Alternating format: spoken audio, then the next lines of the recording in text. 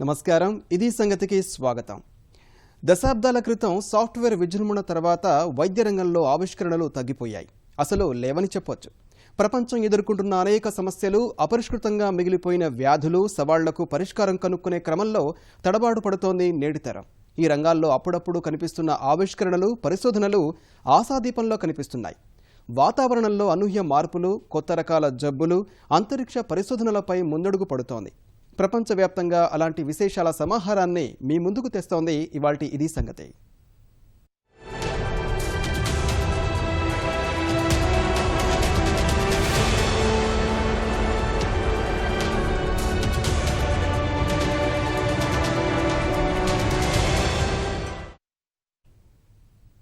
ఎందుకు ఇలా జరుగుతోంది?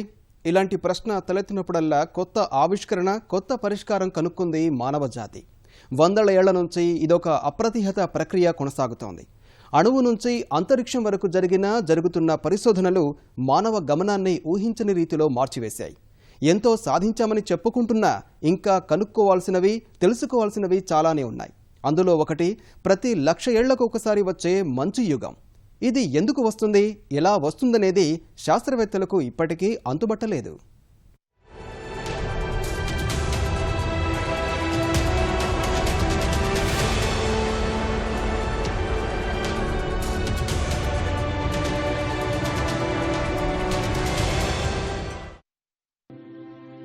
ఈ భూగోళం అంతుచిక్కని రహస్యాలకు కేంద్రం. ఎవరో చిత్రకారులు గీసినట్లు అంతా గజిబిజి. వాతావరణం, ఋతువులు, తుపానులు, వరదలు ప్రతిదీ ముందే సిద్ధం చేసిన ప్రణాళిక ప్రకారం సాగుతున్నట్లుగా కనిపిస్తుంది. తీగ పట్టుకుని డొంక కనుక్కున్నట్లుగా ఒకటి తర్వాత ఒకటి అనేక రహస్యాలు ఛేదించారు శాస్త్రవేత్తలు. శాస్త్రవేత్తలకు ఇప్పటికీ సవాలుగా నిలుస్తోంది 1,00,000 సంవత్సరాలకు ఒకసారి వచ్చే మంచు యుగం. ఈ విషయంపై అనేక పుస్తకాలు, హాలీవుడ్ సినిమాలు కూడా వచ్చాయి. కానీ అవన్నీ ఊహాలోకంలో విహరించాయే తప్ప వాస్తవానికి దగ్గరగా రాలేదు.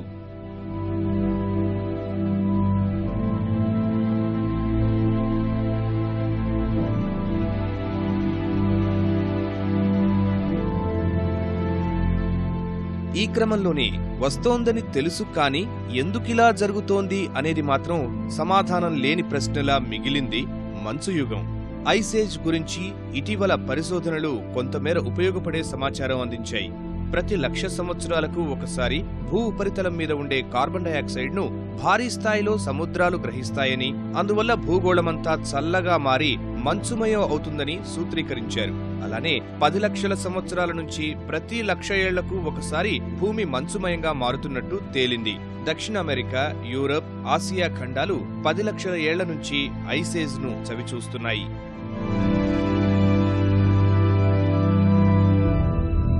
పది లక్షల ఏళ్లకు ముందు సముద్రాల పరిధి ఎక్కువగా ఉండేది. భూగోళం 1-2 ఖండాలుగానే ఉండేది. అందువల్లనే ఖండాల విభజన జరగక ముందు ప్రతి 40,000 ఏళ్లకు ఒకసారి భూగోళం మంచుమయంగా మారి ఉండవచ్చని భావిస్తున్నారు. భూమి మీద కార్బన్ డయాక్సైడ్ గ్రహించడంతో పాటు భూమి అక్షం వంగి ఉండటం వల్ల ఇలా జరిగి ఉండవచ్చని అంచనా వేస్తున్నారు. భూమి అక్షం ప్రతి 40,000 ఏళ్లకు ఒకసారి సూర్యుడికి దగ్గరగా వస్తుంది. ఇలాంటప్పుడు అత్యధిక ఉష్ణోగ్రతలు నమోదవుతూ ఉంటాయి. అయితే 40,000 ఏళ్లు కావచ్చు, 1,00,000 ఏళ్లు కావచ్చు. భూమి మంచుమయంగా మారినప్పుడల్లా వేసవికాలం కూడా చల్లగా మారుతూ ఉండటాన్ని గుర్తించారు.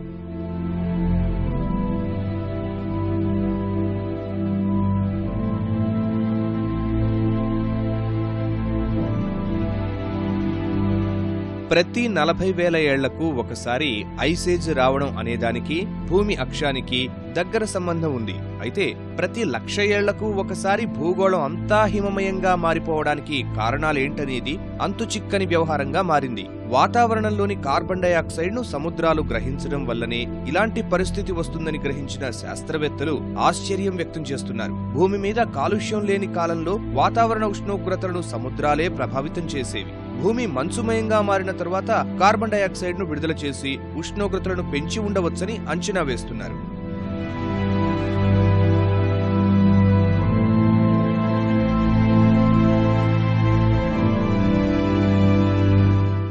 సముద్రంలో ఆల్గే రూపంలో ఉండే సూక్ష్మ కణజీవులు కార్బన్ను ఎక్కువ మొత్తంలో గ్రహించేవి. ఏళ్లు గడుస్తూ ఉండే కొద్దీ ఆల్గే ఎక్కువ కార్బన్ డయాక్సైడ్ గ్రహిస్తున్నట్లు పరిశోధనల్లో తేలింది. 10 ఏళ్ల క్రితం 5% వాయువు గ్రహించిన కణాలు 10 ఏళ్ల తరువాత 2% అధికంగా పీలుస్తున్నట్లు తెలిసింది. భూమి చల్లగా మారడానికి ఇదొక కారణంగా కనిపిస్తోంది. భూమి మీద అధిక మొత్తంలో కార్బన్ డయాక్సైడ్ మాయం కావడంతో ధృవాల నుంచి మంచు మిగతా ప్రాంతాలకు వేగంగా తేలికగా విస్తరిస్తోంది. 1,00,000 ఏళ్లకు ఒకసారి భూమి చల్లగా మారడం వల్ల భౌగోళిక మార్పులు, వాతావరణ గమనం లాంటివి దీర్ఘకాలం ఒకే విధంగా సాగుతున్నట్లు శాస్త్రవేత్తలు అంచనా వేస్తున్నారు.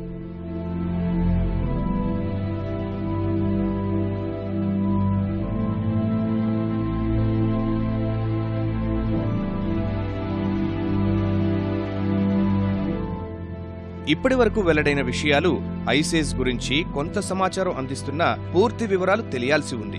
అసలు సముద్రంలోని సూక్ష్మ కణజీవులు 1,00,000 సంవత్సరాలకు కార్బన్ డయాక్సైడ్ అంతా ఎందుకు పీల్చేస్తున్నాయనేది అంతు చిక్కడం లేదు. ఇప్పటి వరకు 40,000 ఏళ్లకొకసారి, 10 లక్షల సంవత్సరాల క్రితం నుంచి 1,00,000 ఏళ్లకు ఒకసారి మంచుమయంగా మారింది. ఈ పరంపర భవిష్యత్తులోనూ కొనసాగడం ఖాయమంటున్నారు పరిశోధకులు.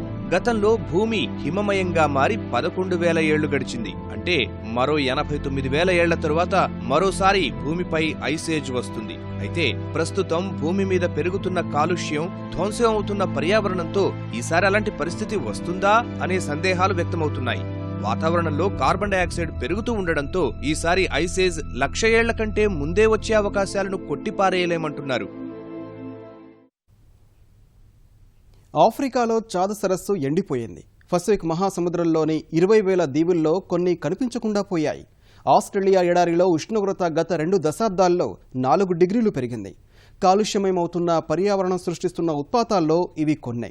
చెప్తూ పోతే వీటి జాబితా కొండవీటి చాంతాడు కంటే పెద్దదే.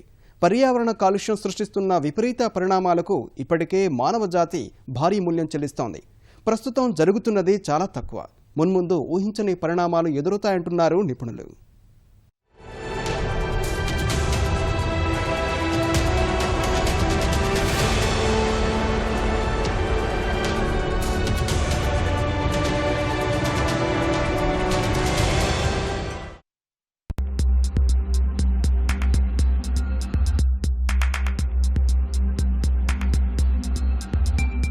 ప్రపంచంలో ఏ ప్రముఖ సదస్సు జరిగినా, దేశాధినేతలు ఎక్కడ సమావేశమైనా వారి అజెండాలో అగ్రస్థానంలో ఉంటోంది పర్యావరణ కాలుష్యం. కేవలం దేశాధినేతలనే కాదు, ప్రజల్లోనూ పర్యావరణ కాలుష్యం పట్ల ఆందోళన, అదే స్థాయిలో అవగాహన పెరుగుతోంది. పారిశ్రామిక విప్లవం తర్వాత మొదలైన పర్యావరణ విధ్వంసం ప్రపంచాన్ని ఊహించని రీతిలో ప్రభావితం చేస్తోంది. కాలుష్యం పెరగడం వల్ల రానున్న రోజుల్లో విపరీత పరిణామాలు చోటు చేసుకోబోతున్నాయంటూ పర్యావరణవేత్తల హెచ్చరికలు భవిష్యత్తుపై ఆందోళన కలిగిస్తున్నా అభివృద్ధి పేరుతో ఎక్కడా వెనక్కి తగ్గడం లేదు నేటి తరం.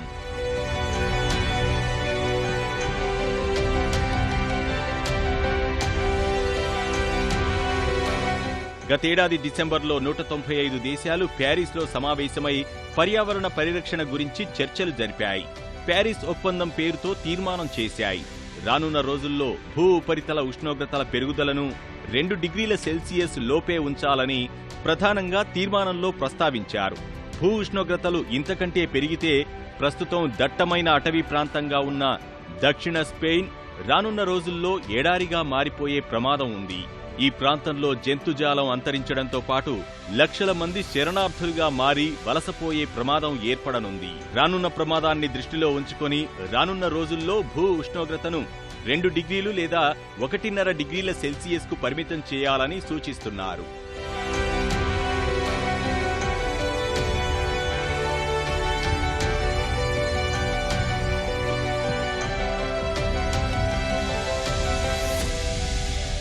మధ్యధరా ప్రాంతంలో దక్షిణ స్పెయిన్ చాలా కాలంగా సారవంతమైన ప్రాంతంగా ఉంది. చరిత్రలో గ్రీకులు, ఈజిప్షియన్లు, రోమన్ నాగరికతలకు ఈ ప్రాంతమే చిరునామా. అందుకే చారిత్రక ఆధారాలు, పర్యావరణ మార్పుల గురించి అధ్యయనం చేయడానికి స్పెయిన్ దక్షిణ ప్రాంతం అత్యుత్తమమైనదిగా భావిస్తున్నారు నిపుణులు. 10,000 ఏళ్ల నుంచి పర్యావరణం ఎలా మారుతూ వచ్చింది, రానున్న రోజుల్లో ఎలాంటి మార్పులు చోటు చేసుకోబోతున్నాయనే దానిపై ఇక్కడే పరిశోధనలు జరుగుతున్నాయి.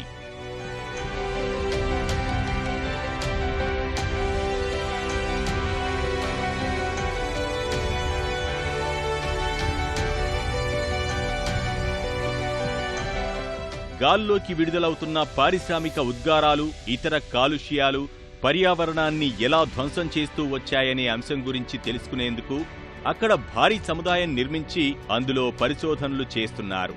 ఈ పరిశోధనల్లో వెల్లడైన అంశాలు విస్మయపరిచే రీతిలో ఉన్నాయి. ఇప్పుడు పెరుగుతున్నట్లే పర్యావరణ కాలుష్యం పెరిగితే ఉష్ణోగ్రత 1 డిగ్రీ సెల్సియస్ పెరిగినా మధ్యధరా ప్రాంతం అస్తవ్యస్తం కావడం ఖాయమంటున్నారు. ప్యారిస్ ఒప్పందంలో పేర్కొన్నట్లు 2 డిగ్రీల లోపు పరిమితం చేసినా దక్షిణ స్పెయిన్ ఎడారిగా మారడం ఖాయమని పరిశోధనల్లో తేలింది.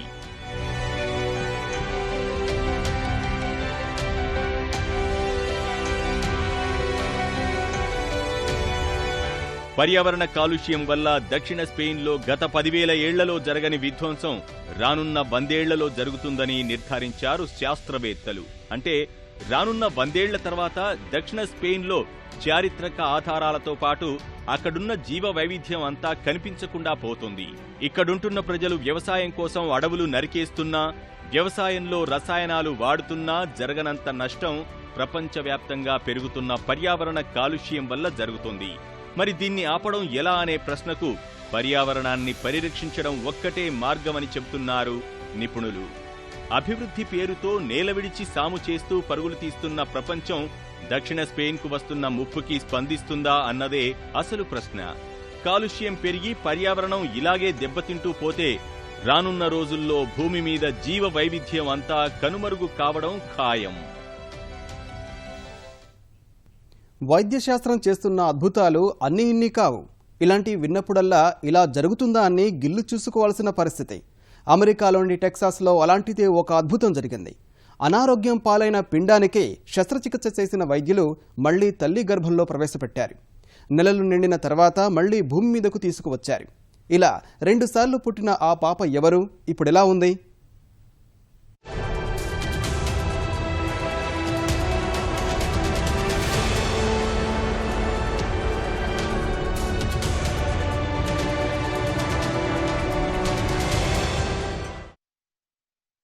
అప్పటికే ఒక చేదు అనుభవం. తల్లి కాబోతున్నాననే ఆనందం ఆవిరైపోయింది మార్గరెట్ బోయెమర్కి. మరోసారి అలాంటి అనుభవం ఎదురు కాకూడదని భావించి రెండోసారి గర్భవతి కాగానే అన్ని జాగ్రత్తలు తీసుకుంది. కానీ గర్భవతి అని తేలిన 6 వారాల తర్వాత ఆమె కడుపులో పెరుగుతున్న పిండం వెన్నెముక మీద కణితి ఉన్నట్లు అల్ట్రాసౌండ్ స్కానింగ్లో తేలడంతో నిలువెల్లా కదిలిపోయారామె.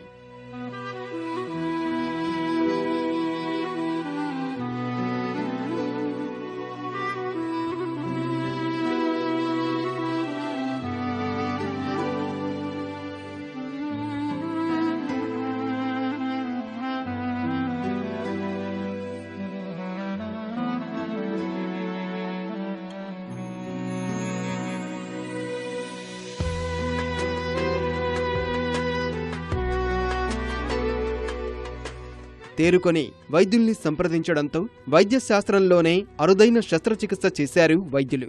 40,000 మందిలో ఒకరికి ఇలాంటి కణితి వస్తోంది. పెరిగి పెద్దదైతే రక్త ప్రసరణ తగ్గి గుండె ఆగిపోతుంది. ఈ వివరాలన్నీ వినగానే బోయెమర్ దంపతులకు కాళ్ల కింద భూమి చీలినట్లయింది. హూస్టన్లో వైద్యులు గర్భం తీసేయించమని సలహా ఇచ్చారు. పిండానికి ఆపరేషన్ చేయడమంటే ఆశలు వదులుకోవాల్సిందేనని చెప్పారు. ఇదే సమయంలో బోయెమర్ టెక్సాస్లోని పిల్లల ఆసుపత్రిని సంప్రదించడం, అక్కడి వైద్యులు చెప్పిన మాటలు విని ఆమెకు ప్రాణం లేచి వచ్చినట్లయింది.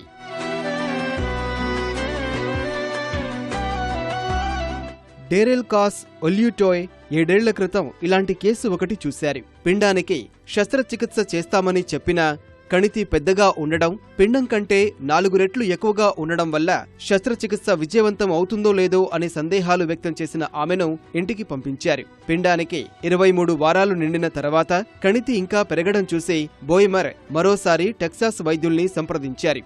అప్పుడే ఆమెకు శస్త్రచికిత్స చేయాలని నిర్ణయించారు వైద్యులు.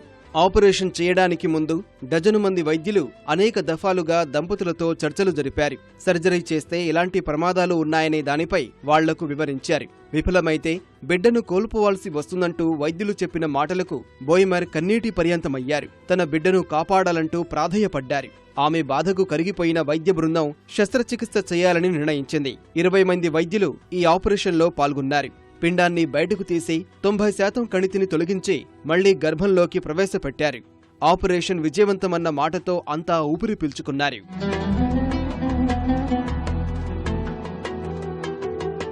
ఆపరేషన్ చేసే సమయానికి ఆ శిశువు గుండె ఆగిపోయే స్థితికి చేరుకుంది. రక్త ప్రసరణ మందగించింది. ఒక్క మాటలో చెప్పాలంటే శిశువు ప్రాణాపాయ స్థితిలో ఉంది. ఆ సమయంలో గర్భం నుంచి బయటకు తీసిన వైద్యులు కేవలం 20 నిమిషాల్లోనే చకచకా ఆపరేషన్ చేశారు. ఆ శస్త్రచికిత్సతో శిశువు తొలిసారి ఈ లోకంలోకి వచ్చింది. సర్జరీ తర్వాత జూన్లో 9 నెలలు నిండడంతో మార్గరెట్ ప్రసవం కోసం మళ్లీ ఆసుపత్రికి వచ్చింది.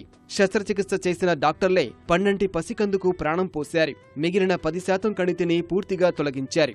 ఇప్పుడు పాపక్షేమం. ఎలాంటి ఆరోగ్య సమస్యలు లేవు. లైన్లీ అనే పేరు పెట్టారు. లైన్లీ తన 2 అక్కలతో కలిసి చిరునవ్వులు చిందిస్తోంది ఇప్పుడు. వైద్య చరిత్రలోనే జరగని ఇలాంటి అరుదైన సంఘటనకు ప్రత్యక్షంగా నిలిచిన లైన్లీని ఆసక్తిగా చూస్తున్నారు టెక్సాస్ వాసులు.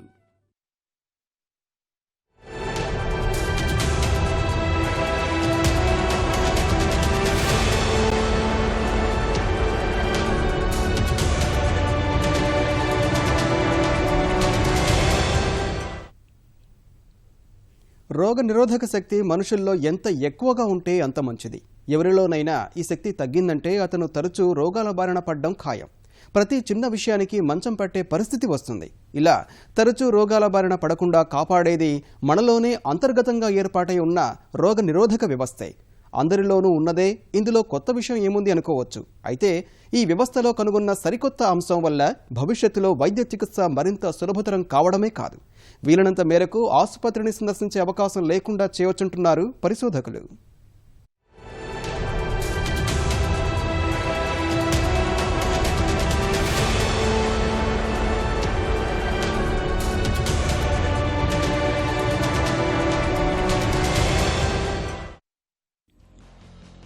మనుషులకు ప్రకృతిపరంగా లభించిన గొప్ప వరం రోగ నిరోధక శక్తి. అలాంటి అద్భుత వ్యవస్థను అసంబద్ధమైన అలవాట్లతో చేజేతులారా పాడు చేసుకుంటుంటారు. మనలోనే దాగున్న ఈ శక్తి గురించి తెలుసుకోకుండా నిర్లక్ష్యంగా వ్యవహరించి కొత్త రోగాలు కొని తెచ్చుకుంటారు. సహజ సిద్ధంగా రూపొందిన ఈ వ్యవస్థను నాశనం చేసుకోవడం వల్ల కృత్రిమ వ్యవస్థలపై ఆధారపడాల్సిన పరిస్థితి కొని తెచ్చుకుంటున్నాం. అనేక అనారోగ్యాల నుంచి కాపాడుతున్న రోగ నిరోధక వ్యవస్థను మరింత మెరుగుపరిచేందుకు ఎన్నో ఏళ్ల నుంచి ప్రయోగాలు జరుపుతున్న పరిశోధకులు ఓ కొత్త అంశం కనుగొన్నారు. ఇదేమీ కొత్తగా సృష్టించింది కాదు. రోగ నిరోధక వ్యవస్థలో ఉన్నదాన్నే బయటకి తీయగలిగారు. ఓ విధంగా చెప్పాలంటే ఖగోళ శాస్త్రజ్ఞులు సౌర వ్యవస్థలో కొత్త గ్రహాన్ని కనుక్కుంటే ఎలా ఉంటుందో అలాంటిదే ఈ పరిశోధన.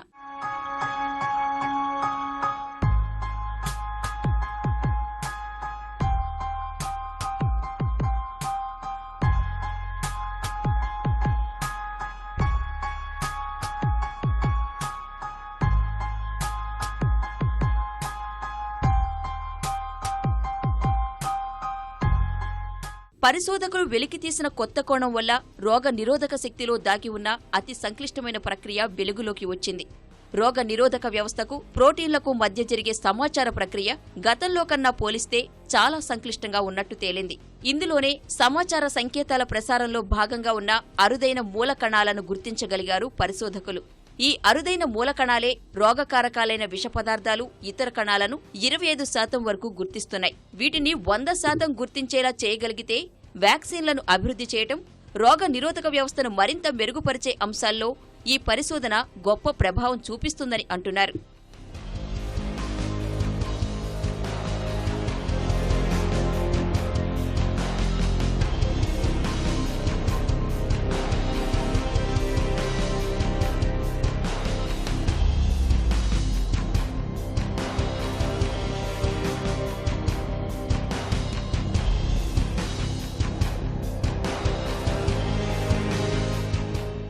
ఇప్పుడు రోగ నిరోధక వ్యవస్థలో కనుగొన్న సరికొత్త కోణం వల్ల రోగ నిరోధక వ్యవస్థ పనితీరు ఏ సమయాల్లో ఎలా ఉంటుందో తెలుసుకోవటమే కాదు, మరిన్ని కొత్త అంశాలను వెలుగులోకి తీసుకువచ్చేందుకు ఉపయోగపడుతుంది.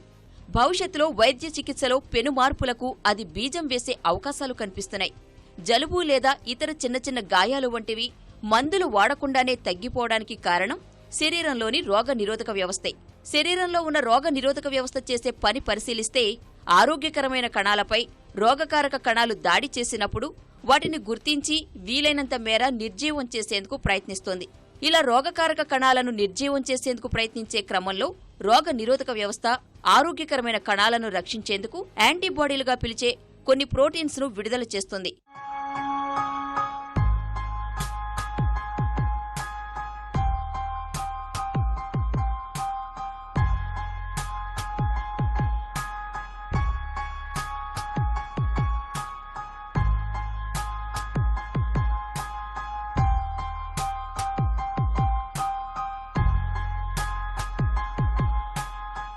ఇంతవరకు బాగానే ఉంది. మరి రోగనిరోధక వ్యవస్థ రోగకారక కణాలను ఎలా గుర్తిస్తుందని తెలుసుకుంటే అందుకు ఎపిటోప్స్ అనుసరించే మాలిక్యులర్ ఫ్లాగింగ్ పద్ధతే కారణమని తేలింది. ఈ అణు నిర్మాణాలు కణాల ఉపరితలంపై ఉండి యాంటీజెన్లను గుర్తిస్తాయని చెబుతున్నారు పరిశోధకులు. రోగకారక కణాలు దాడి చేసినప్పుడు యాంటీజెన్ పరిమాణంలో మార్పులు సంభవిస్తాయి. అప్పుడే వాటిని గుర్తించి నిరోధించేందుకు ప్రయత్నిస్తుంది రోగ నిరోధక వ్యవస్థ. సెల్ మ్యాపింగ్ టెక్నాలజీ ద్వారా కొత్త అంశాన్ని కనుగొన్న పరిశోధకులు మరింత పురోగతి కోసం ప్రయత్నాలు చేస్తున్నారు.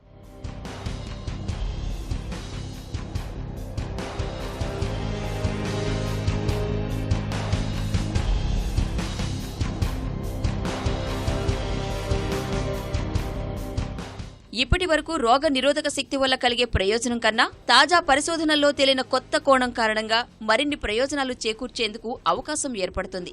అయితే రోగ నిరోధక వ్యవస్థ రహస్యాన్ని ఛేదించడం అంత సులభం కాదు. అయినా గాని కొంత మేరకు విజయం సాధించగలిగారు. రోగ నిరోధక వ్యవస్థ పనిచేసే తీరులో కీలకమైన అంశాన్ని తెలుసుకోవడం వల్ల వివిధ రకాలైన రోగకారక కణాలను వర్గాలుగా విభజించే అవకాశం ఏర్పడిందని చెబుతున్నారు పరిశోధకులు. దీనివల్ల కలిగే ప్రయోజనం ఏంటంటే ఓ రోగానికి సంబంధించి ఖచ్చితంగా చికిత్స అందించే అవకాశం లభిస్తుంది. ఈ చికిత్స వల్ల ఇతర కణాలపై ప్రభావం పడకుండా ఉండేలా చేయవచ్చు. అంటే సైడ్ ఎఫెక్ట్స్ లాంటివి లేకుండా చేయవచ్చు. ఏదేమైనా కానీ ప్రస్తుతం పరిశోధకుల కథనం ప్రకారం తాజా ఆవిష్కరణ వైద్య రంగాన్ని కొత్త మలుపు తిప్పుతుందనడంలో సందేహం లేదు.